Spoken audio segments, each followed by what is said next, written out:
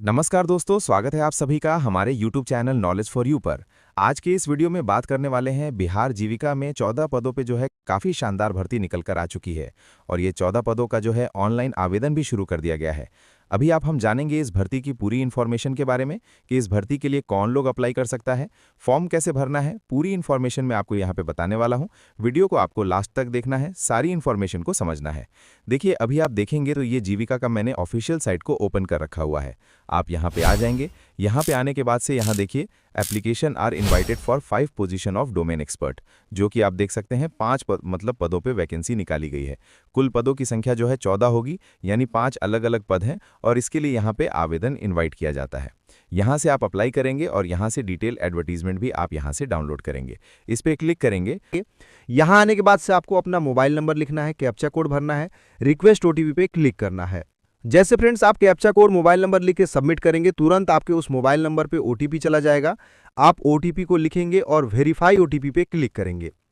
OTP verify करते हैं friends, यहाँ पे आपका नाम पूछा जाता है, अपना फादर्स नेम लिखेंगे, यहाँ पे जो है मदर्स नेम, आप जेंडर बताएंगे, यहाँ पे आपको डेट ऑफ बर्थ, यहाँ पे आपको एज ऑटोमेटिक शो कर देगा।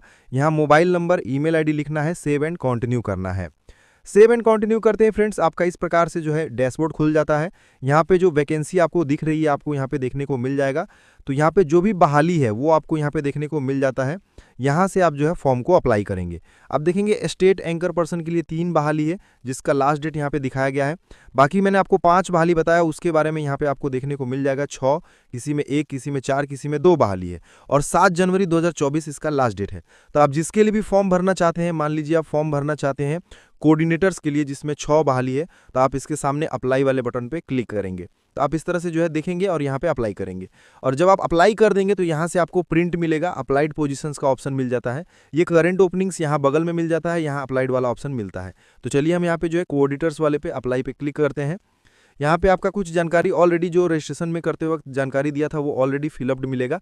अब यहाँ देखिए क्वालिफिकेशन है, एम्प्लॉयमेंट हिस्ट्री, यहाँ एक्सपीरियंस, अटैचमेंट और प्रीव्यू एंड सबमिट। लास्ट में आपको फॉर्म को सबमिट कर देना है। यहाँ पे अल्टरनेट मोबाइल नंबर देना चाहते हैं देंगे, वरना इसे छोड़ेंगे। यहाँ पे आप मैरिड हैं कि अनमैरिड हैं या सिंगल मैरिड का ऑप्शन है, चूज करेंगे। आइडेंटिफिकेशन मार्क्स, बॉडी में क्या पहचान है, सर तिल का निशान, कटा का निशान, जला का निशान, जो भी आप यहाँ पे बताएंगे।